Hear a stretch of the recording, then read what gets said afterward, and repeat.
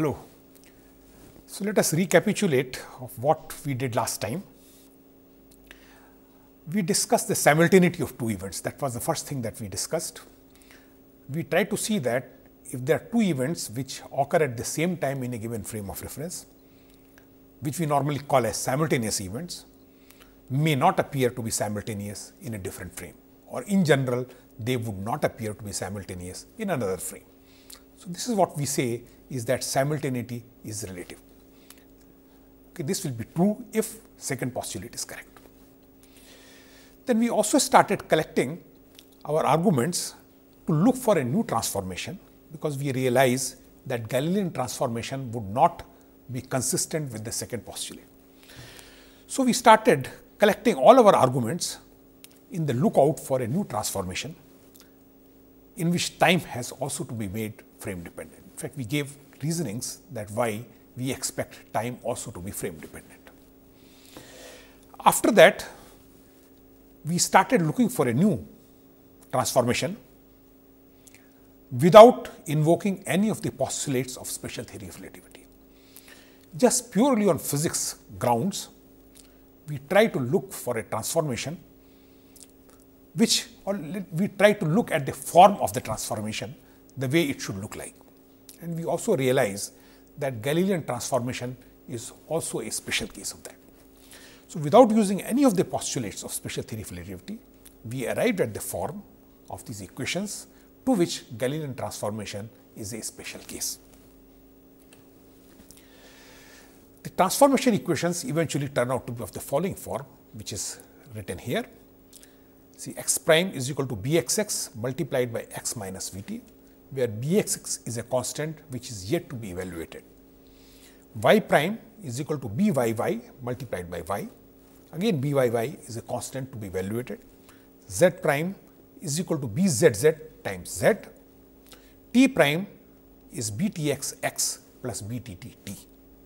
We realize that this transformation, similar to the Galilean transformation, in which bxx was 1, byy was 1, bzz was 1, btx was 0 and btt was 1.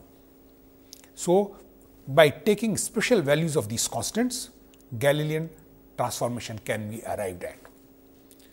Now, we have to evaluate these constants by invoking the postulates of special theory of relativity.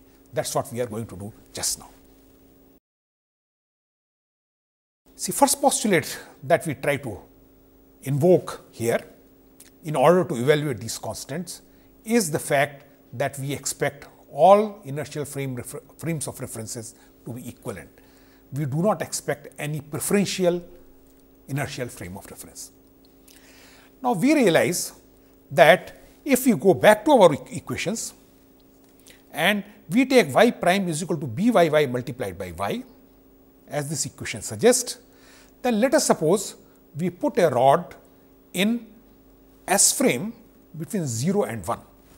So, we have a rod which is we are putting, and here it is y is equal to 0, here it is y is equal to 1 as measured in S frame. I am drawing the same rod here, y is equal to 0, y is equal to 1. This is my x axis, this is my y axis. And let us assume that this is put along the y axis. Now, according to this particular transformation law, which is y prime is equal to byy times y is equal to 0 would give me y prime is equal to 0. Y is equal to 1 will give me y prime is equal to byy. So, from this an observer in S prime would conclude, because this is the transformation equations which are supposed to translate information from one frame to another frame. So, according to this transformation equations, if they are correct, the length of that particular rod would be found out to be byy by an observer in S prime, because according to him, the rod is put between y prime is equal to 0 and y prime is equal to byy. Now, let us imagine a different situation, a inverted situation, in which the rod was actually put in y S prime frame of reference between y prime is equal to 0 and y prime is equal to 1. exactly the same thing, except that now the rod is put in S prime frame of reference, and it's put between y prime is equal to 0 and y prime is equal to 1. So, this is my rod. Now, if these transformation equations are correct, the one which we have mentioned, we apply the same transformation here. So, y prime is equal to 0 would give me y is equal to 0, no problem. Y prime is equal to 1 will give me y is equal to 1 divided by byy. Now, if byy happens to be anything different from 1, then in that particular case, this observer here would say, let us assume that byy is, let us say 2. So, this observer here would find out that the length of the rod is 2 meters. But if the same rod was put in y prime frame of reference, the observer in S frame will find out that the length of the rod is only half meter, 1 divided by 2. It means one frame of reference is magnifying the length of the rod, another frame of reference is reducing the length of the rod. This we do not expect. See, I do not mind that in y frame, if I put a rod along y direction or any direction, its length turns out to be reduced in y prime frame of reference or S prime frame of reference, but the inversely should also be true. It means, if exactly in a similar location in S prime frame of reference, we put a rod, in S prime also it should turn out to be reduced. That is what is meant by the equivalence of the two frames. It cannot happen that in one frame all the rods appear to be elongated in comparison to another, and when we inverse the frame in the other frame, they will turn out to be all reduced. It means they are not equivalent. I can distinguish by knowing the length of the rod whether this frame is different from the other, which is not allowed by the first postulate of special theory of relativity.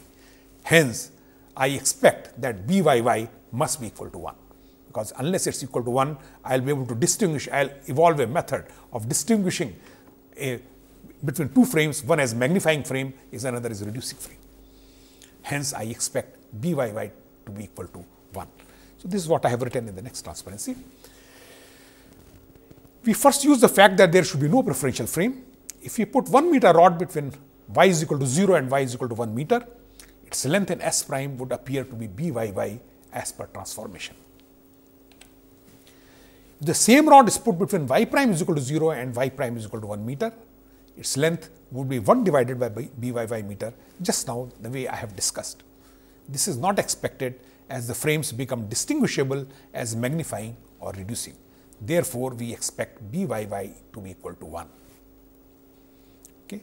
Now, exactly in a similar way, I can put the rods along the z direction, and using exactly the same argument, I can put bzz equal to 1.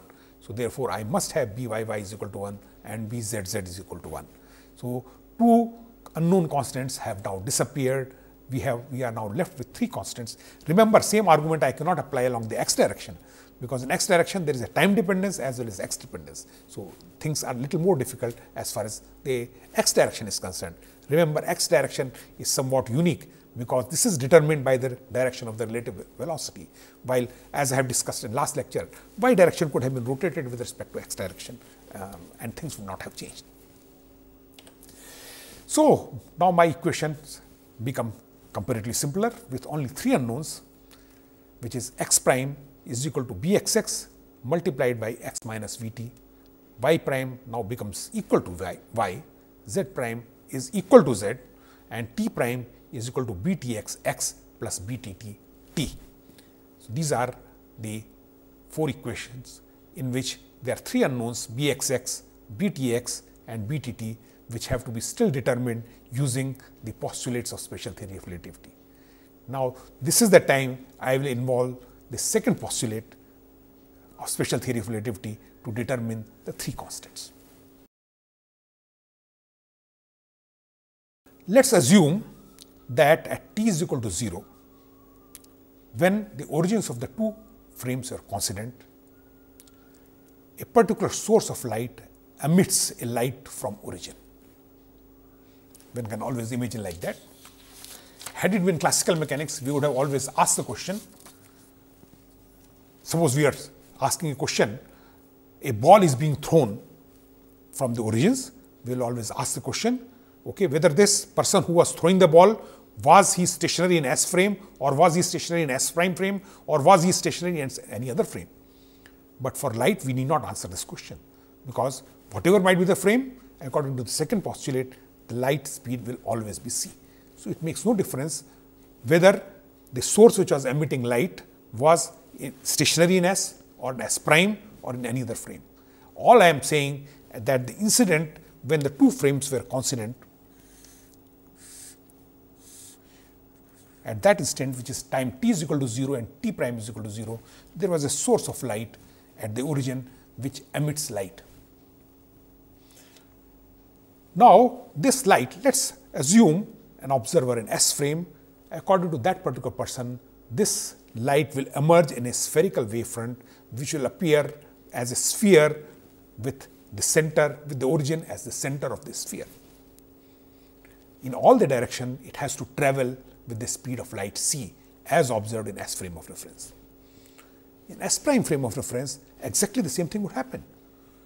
That person would also feel that this light was actually originated from the origin of his frame, and in all the directions, this spherical wavefront is emerging with his center as origin, with his origin as the center. That is what the observer in S prime frame will also feel. So, he will also feel, remember at a given later time, the origins of the two frames of reference are no longer coincident, but still both of them will be feeling as if the spherical wavefront is emerging with their origins, with their respective origins at the center of the sphere. This is what I have shown in this particular transparency, which is something like this. This is sphere, this another sphere. So, it appears to be emerging according to the observer in this red frame of reference, in S frame of reference. This wavefront appears to be spherical with its center at the origin. According to this observer, also this particular wavefront would appear to be spherical with this O prime as the origin. Remember, at a given time, O and O prime are not coincident. Still, both of them will feel as if it has been emerging from their own centers. So, this is what I have written here. At t is equal to t prime is equal to 0, a spherical light wave is emitted from the origin, which is going in all the directions. That is what we mean by spherical light wave. The observer in both S and S prime will find that the spherical wavefront is emerging from their respective centers with the same speed c in all the directions. Therefore, if I have to write the equation, then observer equation of the spherical wavefront, according to the observer in S prime, this equation will be an equation of a sphere, the radius of which is changing as a function of time, and at a given time, the radius is given by c multiplied by t, where c is the speed of light. So, it will appear to be x square plus y square plus z square is equal to c square t square. That is the equation of the spherical wavefront which observer in S prime S will write. On the other hand, observer in S prime, remember he has to be consistent in his frame, will write an equation which is x prime square plus y prime square plus z prime square is equal to c square t prime square, because according to that particular observer, the radius of the sphere is given by c multiplied by t prime, where t prime is the time in his frame, x prime, y prime, z prime are the coordinates measured in his frame. So, according to S, this equation must be correct as the equation of the spherical wavefront. According to S prime equation observer, this should be the equation of spherical wavefront. So, whatever transformation equations that we have written, if I substitute those transformation equations here in this particular thing, because transformation equations are supposed to translate information from one frame to another frame. So, if these transformation equations are correct, if I substitute this transformation for x prime, y prime, z prime in these equations and of course t prime, then I must get back these equations, this second equation. If that is correct, then I have found out a correct transformation equation. So remember, we had already looked at our transformation equations. Let us substitute it back in this particular thing and try to see whether we can evaluate the other 3 remaining constants which we have not done so far. So this is what I have written: substitute information, transformation equations obtained so far in the second equation, and if we substitute, we will get the following.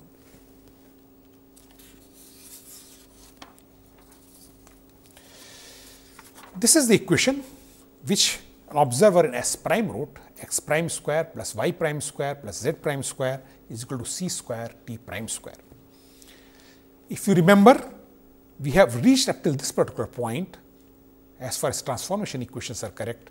X prime is equal to bxx multiplied by x minus vt, y prime is equal to y, z prime equal to z, t prime is equal to btxx plus bttt. So I substitute back in this equation. So for x prime, I write this thing. This is what I have written. So once I substitute this thing here in this equation, this whole thing will get squared.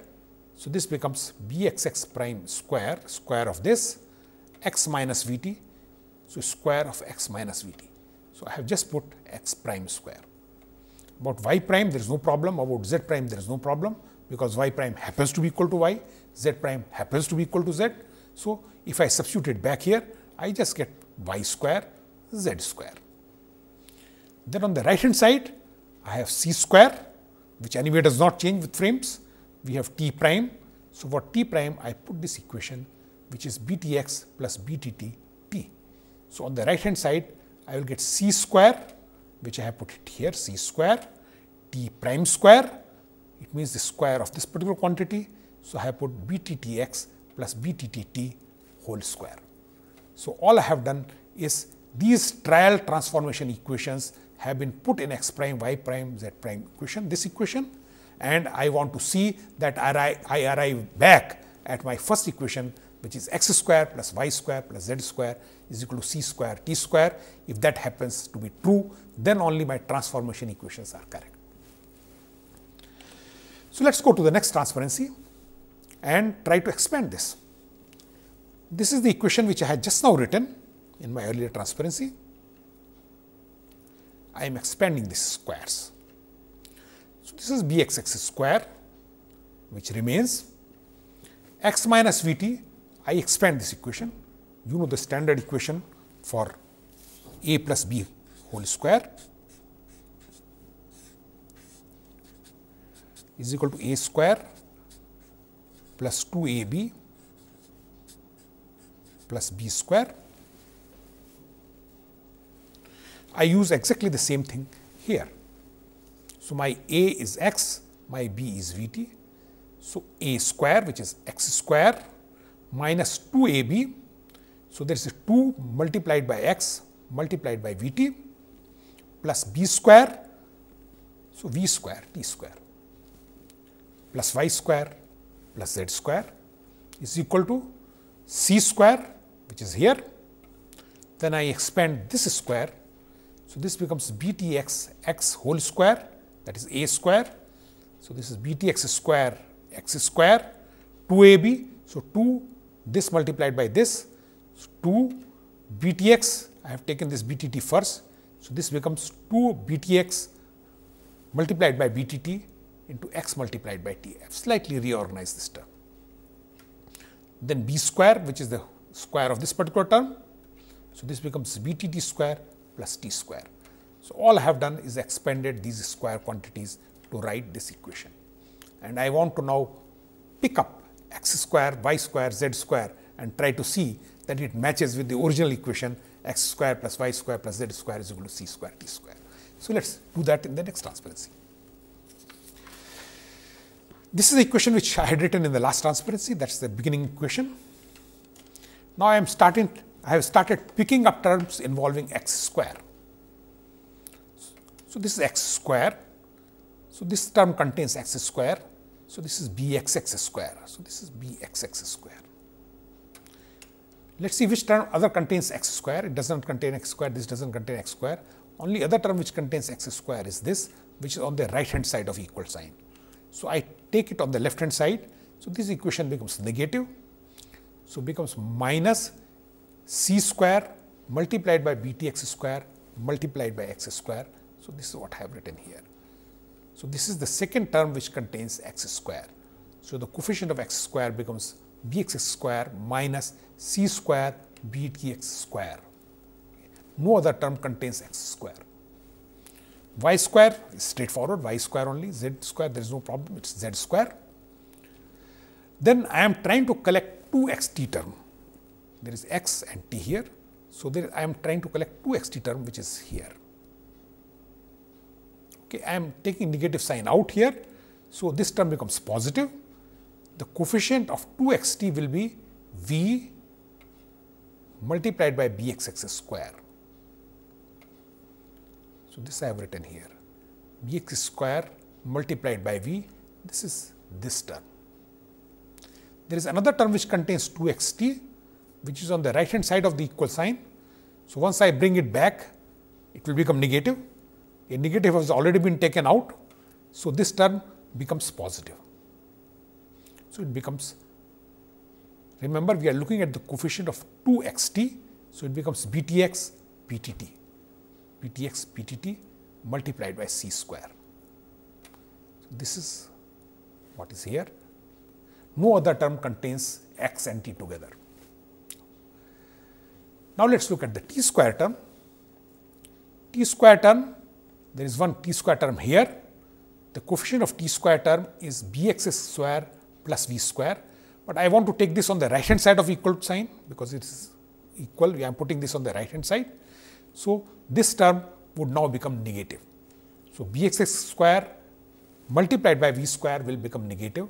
So, that is what I have written here, bx square v square as negative. There is already one term of t square on the right hand side, which is btt square multiplied by c square. So, this remains positive, btt square c square minus bx square v square.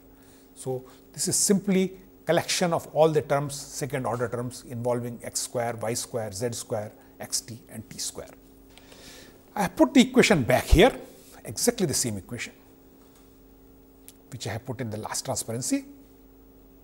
Remember, if my transformation equations are correct, then this equation should exactly look like x square plus y square plus z square is equal to c square t square.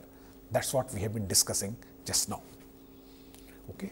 If these equations have to match, it means this coefficient must be equal to 1, y square, z square, anyway there is one, no issue. 2xt, there is no term of 2xt here. So, I cannot allow a 2xt term here. It means this coefficient must be 0. Then only there will be no 2xt term. This t square coefficient in this particular equation is c square. Therefore, this coefficient, this particular term must be equal to c square. So, I get three equations out of this. One is this whole term should be equal to 1. This whole term should be equal to 0, this whole term should be equal to c square. So, if whatever we have said is correct, then these three equations must be valid. And remember, we had only three unknown constants, and if we have three equations, we can determine these coefficients and my transformation equation becomes known. This is what I have written in the next transparency. So, you have bxx square minus c square btx square is equal to 1, btx btt c square plus bxx square v is 0, btt square c square minus bxx square v square should be equal to c square. With these three equations, three unknowns can be determined. Only one thing one has to take care, because there are so many quadratics involved here. Once you try to solve, you will find out that there may be two roots possible for some of these terms. Okay? So, you have to properly take care of sign. How to take care of sign, I will just explain in a minute. Let us go back to the equations which we have just now written. In fact, these are the sort of solutions, but before I discuss that, let me just discuss this particular point here. I expect this coefficient to be positive. Even though there may be a negative root which may be allowed as a solution, this Bxx has to be positive. The reason is that at time t is equal to 0, if an event occurs at a positive value of x in S frame, I expect it also to occur at a positive value of x prime in S prime frame of reference. If Bxx was negative, the x's will change sign at t is equal to 0, which we do not expect, because it should not happen in one frame. I mean, I don't physically expect that something which is happening at positive values of x, okay, and will happen at negative values of x in a different frame. It's sort of reflection we do not expect. Therefore, I expect Bxx must be equal to positive. Exactly in a similar condition, we must also expect that the coefficient of Btt must also be positive, because at x is equal to 0, whatever is the time sequence, if it is positive, if it is a positive time, it should also appear to be positive in S prime frame of reference. And if you look back at this particular equation, if this has to be positive, this has to be positive, this Btx must be taken negative, so that this equation must be equal to 0. So these are some of the sign care one has to take in order to arrive finally at the solutions. And these are the solutions that we get. Bxx is equal to Btt is equal to 1 divided by under root 1 minus v square by c square. For Btx, I will get negative, as I had said, that should be negative, minus v divided by c square divided by under root 1 minus v square by c square. So, I have found out all the three coefficients, and hence I have found out the transformation which normally we call as Lorentz transformation. This is called Lorentz transformation. This particular transformation, it appears, was derived by Lorentz with slightly different meaning in a different context. That is why this particular transformation is named as Lorentz transformation. So, these are my Lorentz transformation equations, where I have put all these constants back. So, x prime is equal to gamma minus Vt divided by under root 1 minus v square by c square. These two are simple equations. T prime is equal to t minus Vx upon c square divided by under root 1 minus v square by c square. Normally, these equations tend to become somewhat clumsy. So, we use some notations which is generally very standardly used in special theory of relativity. V upon c we call as beta. So, beta is equal to v divided by c. And gamma we define as 1 divided by under root 1 minus v square by c square. We have already defined beta as v by c. So, this becomes 1 minus beta square. So, I normally use gamma as 1 divided by under root 1 minus beta square. Looking at this particular, using these particular abbreviations, the equations appear somewhat simple to write. X prime is equal to gamma times x minus Vt, y prime is equal to y, z prime equal to z, and t prime is equal to gamma multiplied by t minus Vx upon c square. So, these are my Lorentz transformation equations.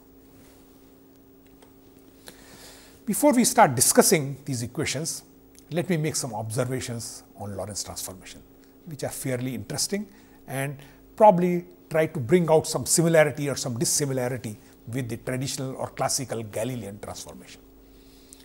First thing that we observe, that if the relative speed v between the frame is comparatively very small, this particular transformation would reduce to Galilean transformation. It's easy to see, because if v is very small in comparison to c, it means beta is negligible. If beta is negligible in comparison to 1, then gamma is essentially very close to 1.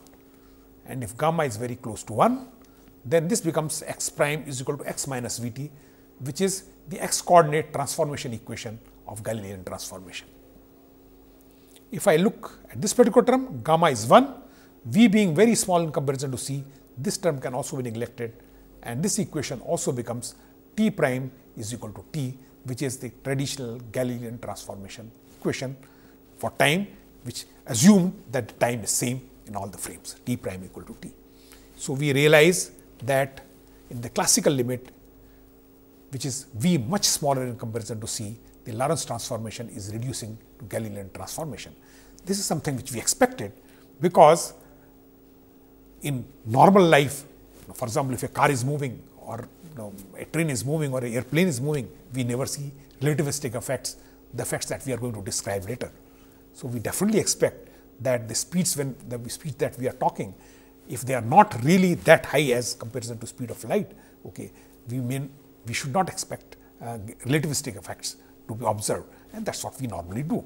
So, we do find that in the classical limit, what we call as a classical limit, that V much smaller than C, you will always reduce back to Galilean transformation. So, if we are not talking of very large speeds, Galilean transformation is all right, which is simple. Second thing is probably an interesting comparison between Galilean transformation and the Lorentz transformation. See, let us imagine a situation when an event occurs at origin in S.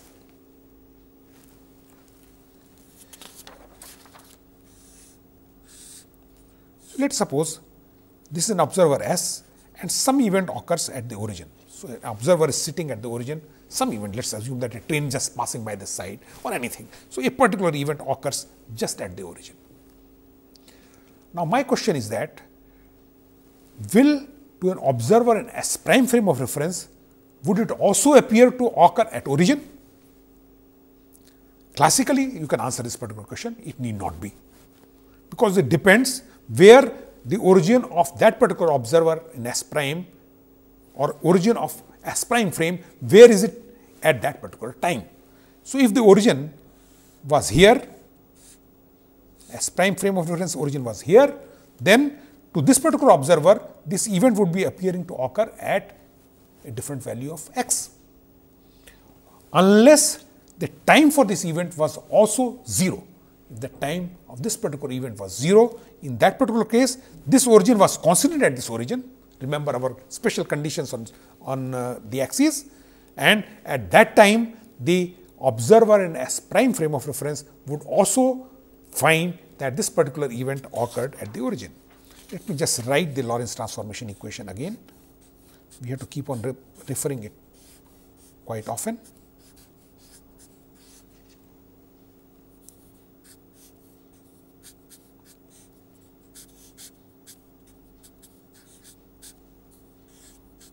T prime is equal to gamma T minus V x upon C square. Remember, gamma, let us not be confused with this. This is gamma, this is y. This is y prime is equal to gamma. This gamma is also dependent on the speed of light. These are my Lorentz transformation. Now, same thing is seen in the Lorentz transformation also. If the event occurs at x is equal to 0, the same event would appear to occur at x prime equal to 0 only if t is equal to 0. If t is not equal to 0, this x prime may have a different value from 0. This is something which is classical and it happens generally true. We all know there is nothing surprising about it. Lorentz transformation also gives the same thing. Okay. Why I am telling something so obvious is only because I want to compare with the second statement which I am coming just now. So, let me just read whatever I have written here. If an event occurs at x is equal to 0 in S, it would appear to occur at x prime is equal to 0 in S prime only when the event occurred at t is equal to 0. At a later time, the origins are no longer coincident. Okay, therefore, it may not appear to be occurring at x prime is equal to 0. This is true even classically. But let us look at this time equation. If an event occurs at t is equal to 0 in S frame, same event, for example, a train passes, or let us assume train is passing with a very high speed, a relativistic speed, very close to the speed of light. Okay, it is passing by the origin, at t is equal to 0, it appears to be passing. Now, at t prime is equal to, the observer in S prime would also find it out that this is at same time t prime is equal to 0 if this event occurs only at x is equal to 0. If, for example, this train was passing at a distance of 20 kilometers away from the origin in S frame at time t is equal to 0, then S prime observer would not find this particular train to be this particular event of train passing, okay, happening at t prime equal to 0. Or let us assume that there is a lightning which happens at 20 kilometers away from the origin, okay, at time t is equal to 0. the observer in S prime frame of reference would not find that this particular lightning occurred at the same time. Look at this particular equation. T prime is equal to gamma T minus Vx upon C square. If T equal to 0, that does not guarantee T prime equal to 0 unless X is also equal to 0. So, if X is not equal to 0, T prime is different from T.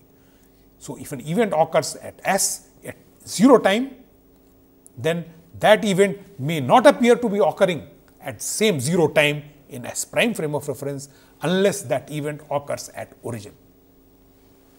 Simultaneity is relative. That is what we have been discussing. So, this is one of the very interesting consequences of Lorentz transformation that one notices. The third thing is about the inverse transformation. We have often talked about the inverse transformation. It means the information is given or the coordinates of an event is given in S prime frame of reference, and I want to find out these transformation or these particular coordinates in S frame of reference. And we have said that there is a very simple prescription of that. Replace V by minus V, change prime to unprime and unprime to prime, you will get inverse transformation. So, this is what we have written as inverse transformation. Again, we sort of insist on these things which are very obvious, because as we will realize that the relativity tends to become a little more complicated. So, it becomes somewhat easier to think that when I am applying direct transformation, when I am applying inverse transformation, that is all. So, this is my inverse transformation, which is X is equal to gamma X prime. So, remember I have changed the primes, and instead of V I have put minus V. So, this becomes plus, earlier there was a negative sign here, plus Vt prime, Y is equal to Y prime, Z is equal to Z prime, T is equal to gamma T prime plus Vx prime divided by C square. So, this is the sign of this particular term has also changed because V has been replaced by minus V. Now, let us come back to our old example that we have done in our last lecture. In fact, in some form or the other, this particular example we have been discussing at various times. Now, once we have obtained Lorentz transformation, let us look at this particular transparency once more and this particular example once more. So, let me remind you my old example. This was S frame, this is S prime frame of reference. We have talked number of times about this S and S prime frame of reference. What are the specialities about them? Y being parallel to Y prime, Z being parallel to Z prime, relative motion along X direction, origin O prime moving along X direction. A light was emitted from the origin at time t is equal to 0. At that time, of course, the origin of O prime was also coincident, and this is moving in a particular direction. This is a small pulse, assuming it to be highly localized. So, I can determine what is the location of this particular pulse at a given time. And at a time 2 microsecond, we had evaluated what will be the position of this particular pulse in S frame. Then in our last lecture, using Galilean transformation, we had found out the coordinate in X prime frame of reference, found out the time, then eventually evaluated the speed in S prime frame of reference, and we found that this does not turn out to be C, because Galilean transformation is not consistent with second postulate of special theory of relativity. Now, I am going to show that with this example, with Lorentz transformation, okay, things would change, and now observer in S prime would also notice the speed of that particular pulse to be C. So, let us just quickly go through the problem once more. An observer in frame S sees a pulse of light emitted from origin at t is equal to 0, which is moving with a speed of c in xy plane, making an angle of tan inverse 3 by 4 with x-axis. Find the position of the pulse in S at t is equal to 2 into 10 to the power minus 6 seconds, which we call as 2 microsecond, assuming it to be highly localized. This part of the problem, there has not been any change. This transparency also there has not been any change, because as far as the information in the S is concerned, it's all given there. Okay, I don't need any transformation equation. So long all the information is given in my own frame, I do not require Lorentz transformation. Okay, I do not require Galilean transformation. It's a pure, simple, classical kinematics. That's what we are doing here. So we have said that this will be the value of cos theta, this will be the value of sin theta. So ux will be equal to 0.8 c, uy will be equal to 0.6 c, uz will be equal to 0. Exactly the same transparency which we have shown in our last lecture. There is no change here. The change would occur when I go back to S prime frame of reference, when I want to calculate these coordinates in S prime frame of reference. Let us first calculate the coordinates in S frame itself. No transformation required, no Lorentz transformation required. Okay. Just take simple kinematic equation x is equal to ux multiplied by t, which is also exactly the same as my transparency in the last lecture. X is equal to ux multiplied by t, which is 0.8 multiplied by this time, which gives you 480 meters, y uy multiplied by t, which gives me 360 meter, z is equal to 0, taking speed of light c as 3 into 10 power 8 meters per second. So, as we had discussed last time, according to an observer in S frame, the coordinates of this particular light pulse, assuming it to be highly localized, at 2 microsecond will be 480 meters, 360 meters, 0. X is equal to 480, y is equal to 360, z is equal to 0. Okay. Now, I want to find out the coordinates of the same light pulse in S prime frame of reference. I will need Lorentz transformation. So, I would need x prime is equal to gamma multiplied by x minus vt. Remember, earlier this gamma was 1 in Galilean transformation. So, x prime would turn out to be different from x. X prime will not be equal to x. It will turn out to be different from whatever we have obtained last time. Okay? Because last time we evaluated this x prime as by using the equation equal to x minus vt. Y prime is anyway equal to y, z prime equal to z as per Lorentz transformation. So, first I need to calculate gamma, which I am calculating in the next transparency. If you remember, gamma has been defined as 1 upon under root 1 minus v square by c square. At a little later time, we will discuss that normally in relativity, we do not expect the values of v to be larger than speed of light, though this is generally a commonly accepted fact by now. Therefore, the value of gamma that I expect will always be larger than 1, because this I am reducing something from 1. So, if I take under root of this particular quantity, this will be smaller than 1, and 1 divided by something which is smaller than 1 will always be larger than 1. This will be equal to 1 upon under root v was equal to 0.6 c. When I was going from S frame to S prime frame, the relative speed was 0.6 times the speed of light. So, this becomes 1 minus 0.6 square. Now, if you calculate 0.6 square, this is 0.36. 0.6 is a very nice number because it gives you a very nice value of gamma. So, many examples we use this particular number. So, this is 0.36. If you subtract 0.36 from 1, you will get 0.64. And if you take under root of 0.64, this becomes 0.8. So, 1 divided by 0.8 becomes 1.25.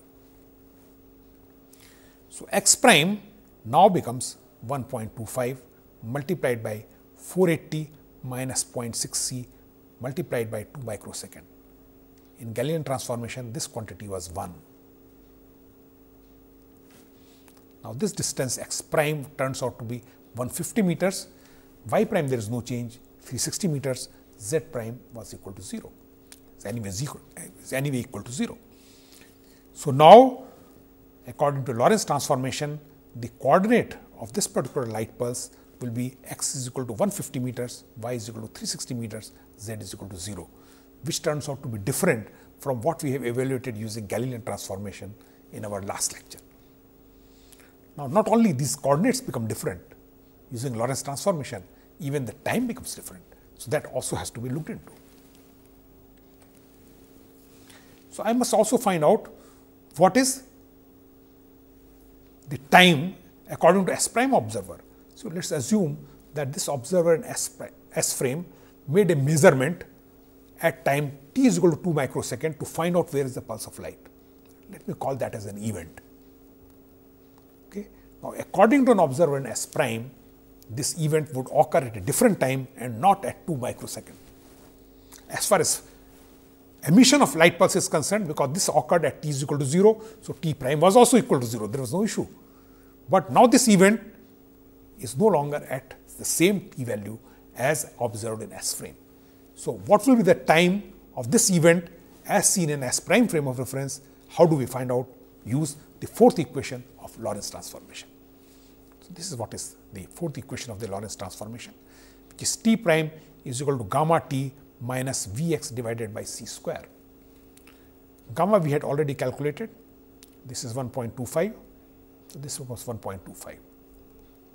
T was, what was the T measured by S observer, which is 2 microseconds, so this is 2 into 10 to the power minus 6 second. V is the relative velocity between the two frames, which is 0.6 c, so this becomes 0.6 c. X is the x coordinate of the event as seen in S frame, which happens to be 480 meters.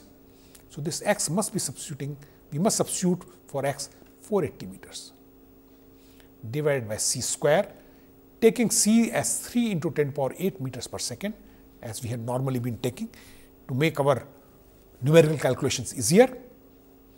We must subtract this number, multiply by 1.25. This particular event, according to S prime observer, is observed at 1.3 into 10 to the power minus 6 second. So, what an observer in S prime frame would conclude? He would conclude that in a light pulse has been emitted from his origin. Remember, as per his observation is concerned, it has also come from his origin, because this event occurred at t is equal to 0 equal to t prime equal to 0 at the origins. Okay.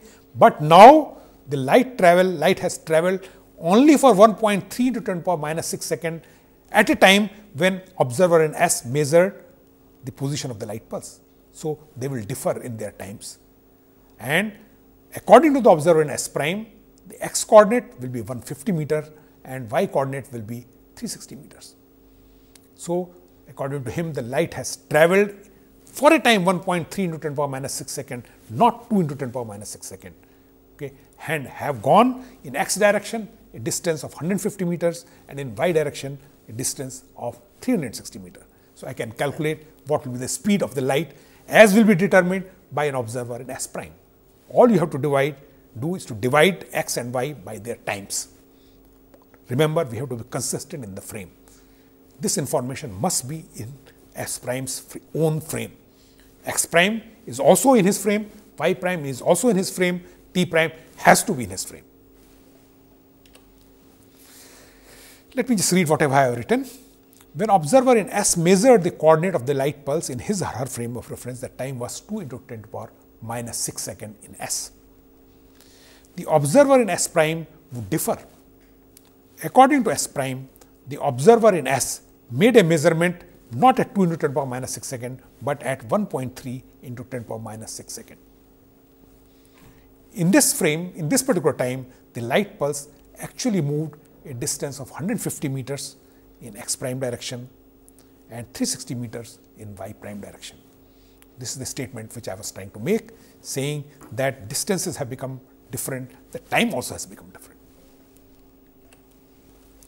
Now, if the observer tries to calculate the speed of light, different components of the speed of light, according to him, I have put a prime here, because this is an observation which has been made according to observer in S prime frame of reference.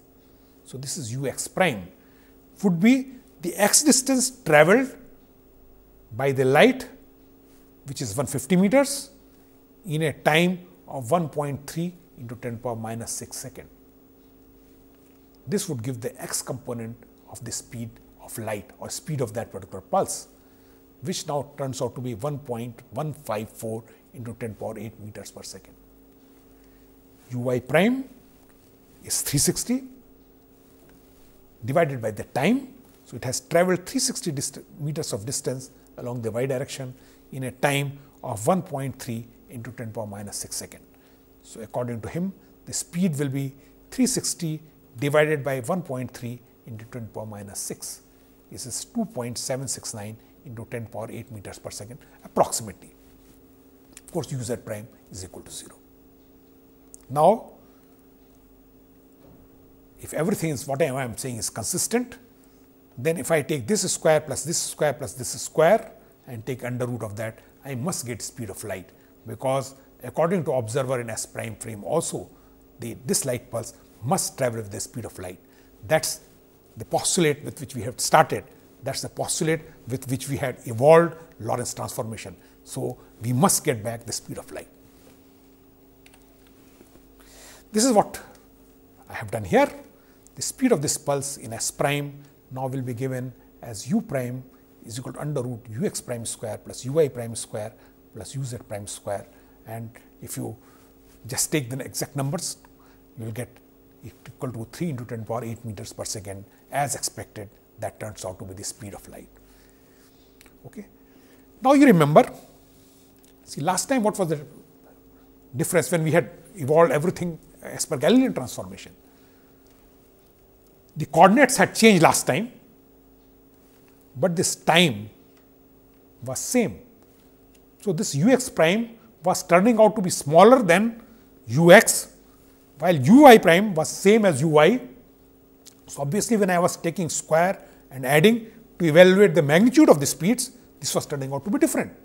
In fact, at that time I had even commented that if I want to make the speed of the light same in the two frames, probably x prime has to be different from what we have evaluated, and also probably t prime also has to be different. Now, we know, if we believe in Lorentz transformation, which we today believe, that the x prime has also changed from Galilean value, t prime also has changed from Galilean value, and thus making eventually the speed of light same in both the frames. So, let me read here again. We have seen, we thus see that as per Lorentz transformation, both x prime and t prime have changed in S prime from what we had obtained earlier classically. X prime has gone up while t prime has gone down, making both the velocity components increase from classical values. Even ux prime has changed, increased, uy prime has also increased, thus maintaining the speed of light c to be same on both S and S prime frame of reference. Let me do a summary of whatever we have discussed today.